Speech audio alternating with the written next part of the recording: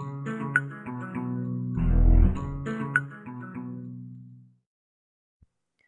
pessoal, estou de volta com mais uma aula.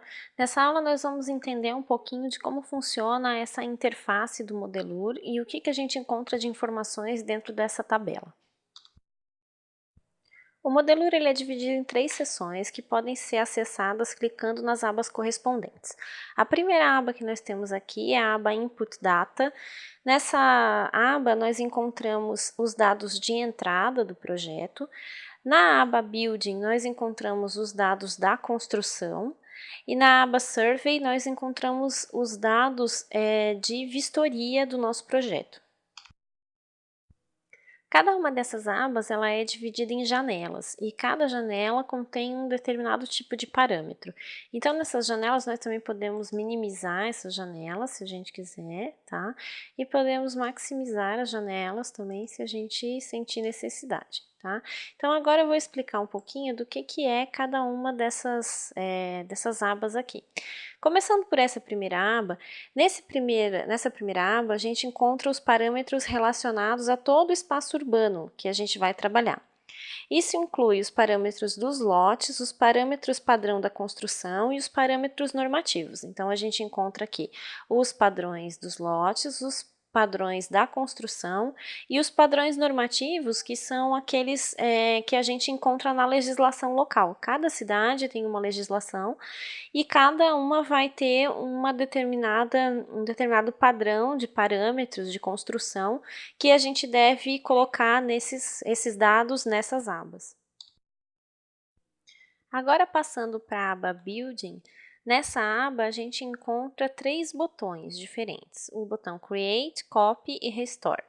Essa aba aqui, ela define todos os padrões de um determinado edifício que podem ser diferentes daqueles criados aqui nessa primeira aba, que são os dados gerais de todo o espaço urbano que a gente está trabalhando. Então, dentro de um mesmo lote, eu posso ter edifícios com parâmetros diferentes. Então, eu venho aqui em Building e é nessa aba que eu vou definir os parâmetros que eu quero para minha construção.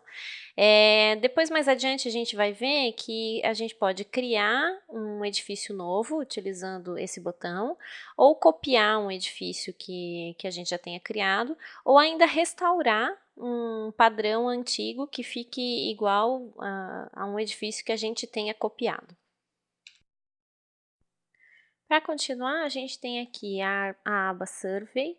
Nessa aba, a gente trabalha com as vistorias do projeto. O que significa isso? Significa que nós definimos alguns padrões e é aqui nessa aba que a gente pode selecionar se a gente quer visualizar esses padrões ou não, né? Então, eu posso, por exemplo, visualizar aqui os padrões de uma determinada construção selecionada. Eu posso selecionar que eu quero um padrão básico ou então um padrão completo, tá? E a mesma coisa eu posso fazer em relação ao lote. Então, quando eu acionar isso daqui, vai aparecer aqui na minha lateral do SketchUp todo um relatório, né, da minha construção ou da minha área. Então, eu posso escolher trabalhar com isso ou não. Mais adiante a gente vai ver direitinho como isso funciona, tá? Eu também posso escolher aqui em Warnings que eu quero que o Modelur me avise quando eu tenho duas edificações que estão muito próximas uma da outra. Ou seja, como eu tenho que obedecer um recuo e um afastamento, eu tenho como organizar o meu Modelur para que ele me avise, olha, esses dois edifícios estão muito próximos um do outro, eles estão ultrapassando o limite do recuo que é permitido na cidade. E aqui, nessas duas últimas abas, eu tenho mais alguns detalhes, né, dos parâmetros urbanos, de controle urbano, e dos parâmetros da área que eu estou trabalhando.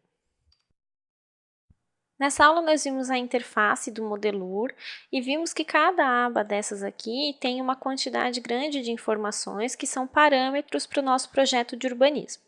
Então, mais adiante a gente vai ver melhor como isso funciona e como isso influencia no nosso projeto urbanístico. Eu deixo para vocês explorarem um pouquinho mais e eu vejo vocês na próxima aula.